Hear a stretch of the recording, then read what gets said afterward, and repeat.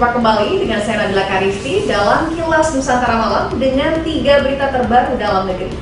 Diawali dengan informasi mengenai layanan kesehatan yang disediakan secara cuma-cuma hanya dengan menggunakan KTP.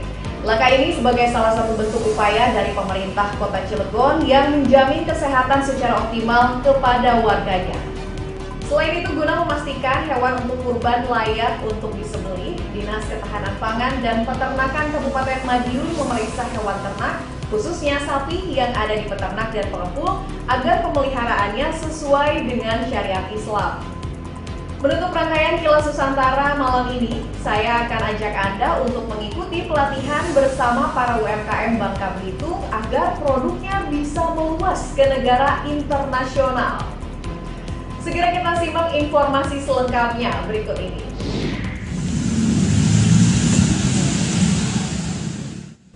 Pemerintah Kota Cilegon terus berupaya mewujudkan program layanan berobat gratis di seluruh rumah sakit di Kota Cilegon, hanya dengan menggunakan kartu tanda penduduk KTP bagi warga Kota Cilegon agar bisa terrealisasi di tahun ini.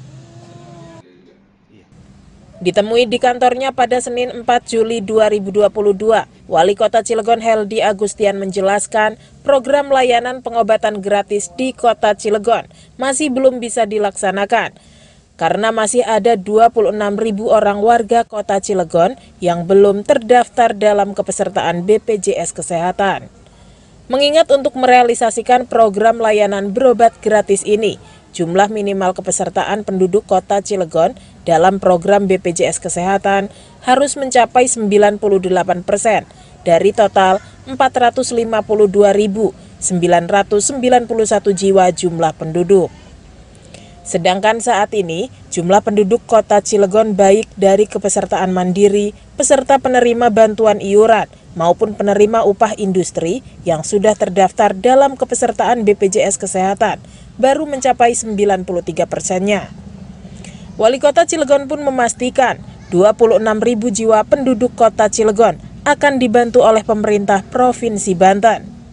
Bahkan ia telah meminta industri sekitar untuk bisa membantu pembiayaan iuran kepesertaan sebesar Rp35.000 per bulannya untuk menanggung sebanyak 26.000 jiwa penduduk Kota Cilegon yang belum terdaftar pada program BPJS Kesehatan. Kita ada kekurangan 26.000 lagi ya yang harus dibayarkan BPJS. Maka ini akan dibantu oleh Provinsi Banten. Dan kita juga sudah minta kepada para industri untuk bisa membantu. Besarannya cuma 35.000 per jiwa per bulan kali 12. Jadi nggak terlalu banyak. Pihaknya berharap program layanan berobat gratis di rumah sakit di Kota Cilegon bisa berjalan, sehingga masyarakat bisa semakin mudah mendapatkan layanan kesehatan. Dari Kota Cilegon, Banten, Susmiatun Hayati, Kantor Berita Antara mewartakan.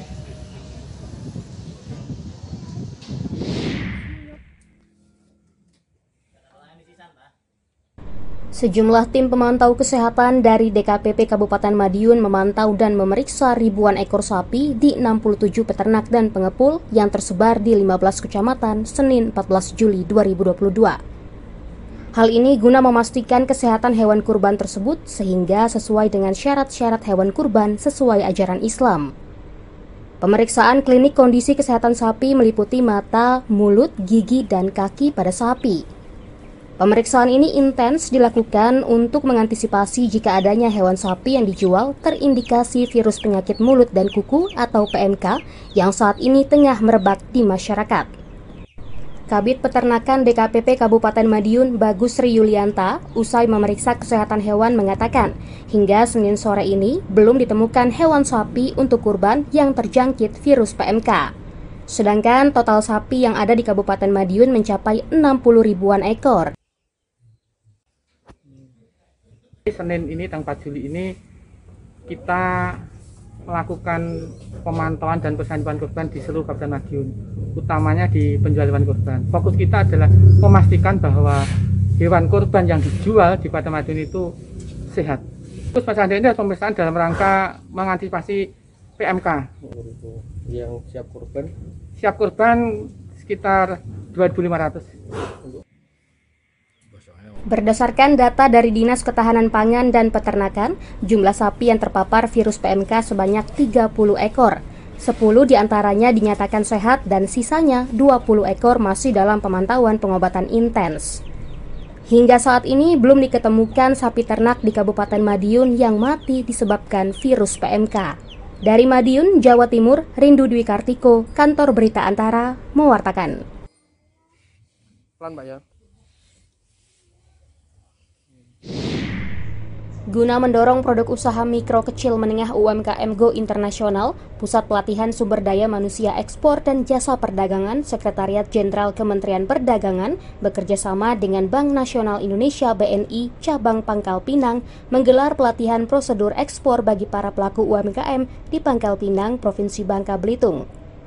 BNI dipilih sebagai fasilitator lantaran sebagai bank negara, BNI memiliki cabang di 6 negara yakni New York, Amsterdam, Seoul, Tokyo, China, dan Singapura, sehingga dinilai dapat lebih efisien dalam membantu ekspor perdagangan.